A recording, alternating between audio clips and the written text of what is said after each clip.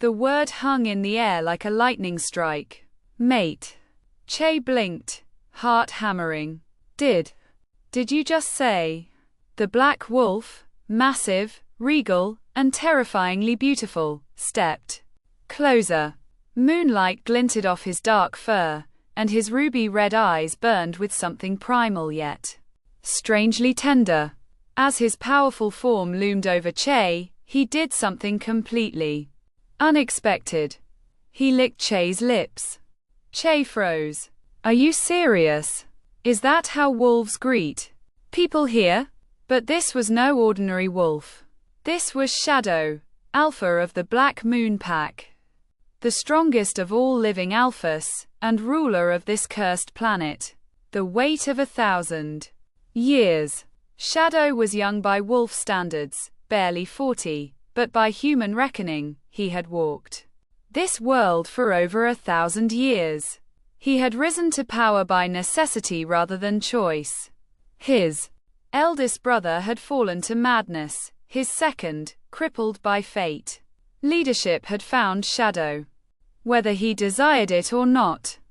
In his human form, the world knew him as Kim Therea Panakun, the enigmatic heir to the Therea Panakun family, a dynasty whose dominance spanned continents.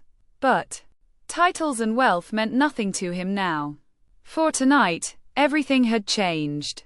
Because tonight, he had found his mate. And not just any mate, the one foretold in prophecy. The curse of the witches. Long ago, this world had belonged equally to wolves and witches. But power breeds greed. And greed festers into war. Wolves had turned on their destined partners, using love as a weapon to seize dominance. One alpha had betrayed the witch he loved, twisting their sacred bond into a tool for conquest. Her clan was annihilated by his ambition. But even in her final breath, the witch's love had been pure. She had gifted her strength to the very wolf who destroyed her. The moon goddess had watched in fury. Her curse had been absolute. As you ended her clan, so shall yours fall. A lover will undo you. And when the child with bloody eyes is born beneath the black moon, the past shall rise to claim its debt. And now, under a darkened sky, Shadow stood in the heart of the Wincing Forest, a place soaked in the witch's lingering magic, staring at the one who might save or doom them all. The mate bond. Che, oblivious to the prophecy, clutched his twisted ankle and tried to breathe through the strange fire burning in his veins. Why do I feel like this? He gasped, fumbling with his shirt buttons as sweat beaded across his forehead. It's like I'm on fire. Is there water around here? Shadow nuzzled his shoulder, guiding him gently toward a distant sound, the rush of falling water. The waterfall glimmered under the moon's silver glow. Without hesitation, Che stripped away his soaked clothes and plunged into the pool below, sighing as the chill wrapped around his fevered body. He didn't notice the way the moonlight shifted, deepening from silver to crimson, or how the wind howled like an ancient warning. But Shadow did. His gaze lifted to the sky, narrowing. This was no coincidence. Power rippled through the forest, awakening the dormant curse. Black clouds gathered. Above them, thunder grumbled low, and yet, Shadow's focus never wavered from the boy in the water. Che stretched his arms invitingly.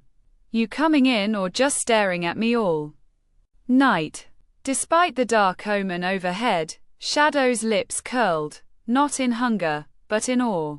He waded into the water beside his mate, offering comfort rather than possession.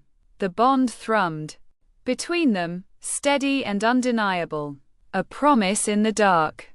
Later, inside a sheltered cave, Shadow raised a protective barrier, shielding Che from the forest's dark magic. The boy curled against him, shivering, not from cold, but from the overwhelming emotions coursing through him. This place is insane, Che muttered, voice trembling. And I have no idea what's happening to me. But his gaze lifted, locking with Shadow's red eyes.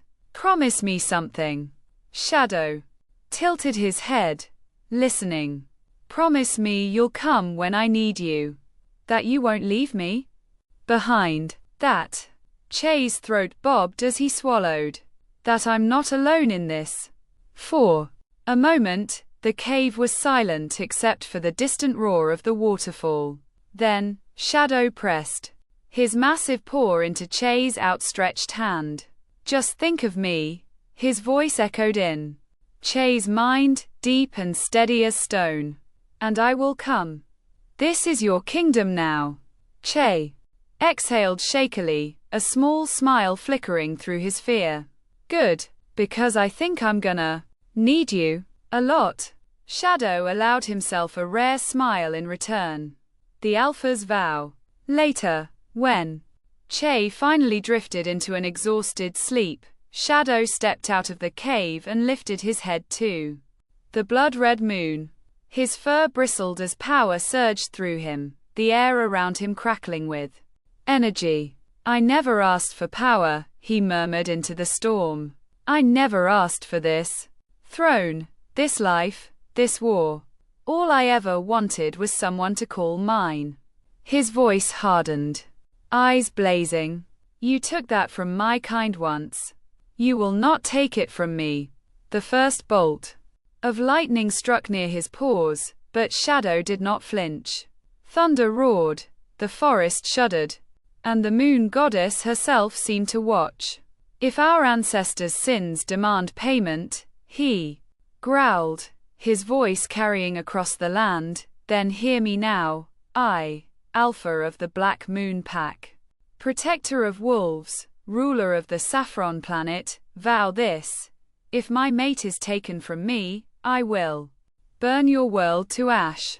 And as the storm answered with a deafening crack of thunder, Shadow turned back toward the cave, toward his sleeping mate, whose presence had already begun to change everything.